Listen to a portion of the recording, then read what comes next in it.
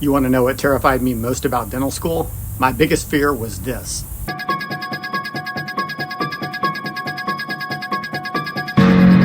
Why were these people so terrifying? Well, find out on this episode of Dr. Dad the Dentist.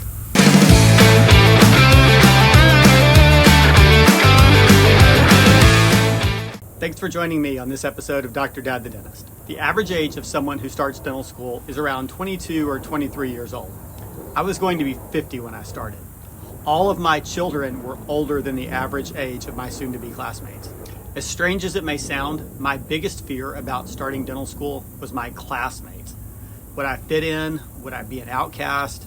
Would the person sitting next to me be thinking, geez, this boomer must be having a major midlife crisis? Would the person on the other side of me be thinking, someone's dad got lost and ended up in the wrong classroom? Would I be considered the creepy old guy? I really had no way to know. So why in the world would I share this? After all, it's a pretty personal thing.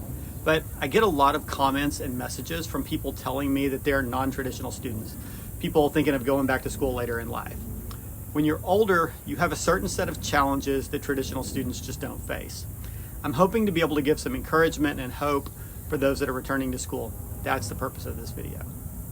I can tell you when I walked into orientation on Monday, August 26, 2024, I was very nervous. I walked into the room and there were several people already there. I had no idea where to sit, whether I should sit next to someone or whether I should just go sit in a corner by myself, no idea. I picked a seat near a guy who looked pretty young. Well, actually they all looked very young, but we introduced ourselves. The guy's name was Braden and he was 22 and had a young son. This was great, someone with a child, something I could relate to. So we started talking and pretty much immediately hit it off. Honestly, Braden has become my best friend at dental school. It was great. We had an instant bond and it has been truly great getting to know him and his family.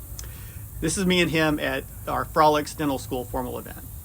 The rest of the day went pretty well and everyone I met was very nice, but the thing in the back of my mind that I kept thinking was, I wonder if they're just being nice to me because they feel like they have to.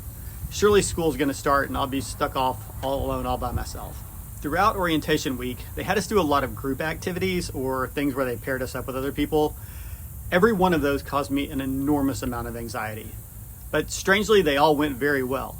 It was interesting because I was finding the people were very nice and accepting of me. So far, so good. At lunch on Wednesday, I sat down at a table and one of my classmates sat down next to me. And he said, hey, we've all been talking about you. What's your story? And it was interesting because it wasn't a condescending question. He wasn't being judgmental at all. He was just honestly curious. And I can't blame him. I'm completely out of place there. So I told him my story and we had a great conversation. My fears of my classmates were kind of being allayed throughout the week as things went on. On the second to last day of orientation, we played this game where we had to form two lines facing each other. Each of us had to introduce ourselves to the person across from us, and then the leader would ask a question and we would answer it to the other person. I was across from a girl who introduced herself, and when it was my turn to introduce myself, she said, I know you, you're iconic. We've all been talking about you. I got really confused and really nervous. What I've found is that words nowadays don't always mean the same thing as they do in the dictionary. So I thought, what does iconic mean in this situation? The girl was very nice. We had fun together during the game, but as soon as it was over, I texted my daughters and I asked them what in the world iconic meant.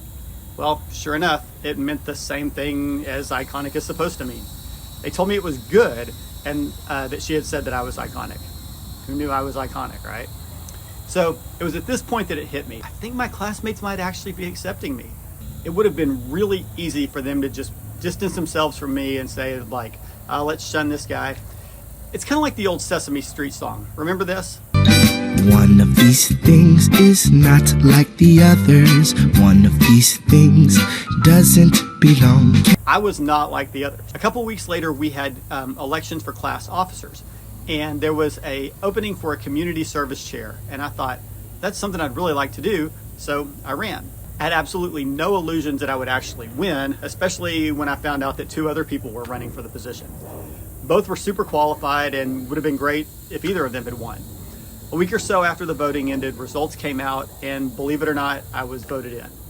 I was completely floored. I literally thought I would have had a better chance of winning the lottery than being elected to this. So I'd created this YouTube channel and I was posting some videos, and I also had an Instagram account. I discovered that my classmates were actually watching and commenting on my Instagram posts. One day I posted a reel on Instagram and a classmate commented, "This is fire." I didn't know what that meant. Did he mean it was a dumpster fire? Did he mean I should burn the post and never post it again? So again, I texted my daughters, and come to find out, saying something is fire means something is very good. Who knew? One of my classmates, when I was talking to them, even mentioned something I had said in a YouTube video. It was weird. They were actually engaging with me. It took a while for this to sink in. Now, I am not naive. I'm well aware that they aren't being nice to me because I'm such a cool guy with such an amazing magnetic personality. They're being nice because that's really just who they are. I think this generation is generally very accepting. They're okay with people who aren't just like them. They tend to give people a chance and get to know them. That's really all I could ask for. And let's be honest, we could use a whole lot more of that attitude here in this world nowadays. You know, the people that have given me the most grief, the ones who leave the hateful comments on videos and stuff, they're older people. They're people my age. It's just the opposite of what I thought would have happened. So this year was about so much more than learning to fill cavities or how to perform nerve blocks. It has been a profound lesson in resilience, self-acceptance, and having the courage to restart my life at an older age. The biggest fear that I had wasn't the brutal classes or the complex lab work. It was the fear of not belonging. I'm very pleased, and I'm also very surprised to say that this fear was completely unfounded. So my advice to everyone out there who feels like you're too old or that your chances pass them by, don't be afraid. Don't let fear of being different stop you from chasing your dream that you truly care about. Your age, your past, your unique journey, they're not your weakness. They're your superpower. So thank you for joining me on this episode of Dr. Dad the Dentist. Follow your dreams. It is not too late. If this story resonates with you and you want to follow the rest of my journey through dental school and even beyond, make sure you subscribe below. And I want to hear from you in the comments. What's a dream that you've been putting off because you feel like it's just too late? Let's talk about it. See you next time. Hey!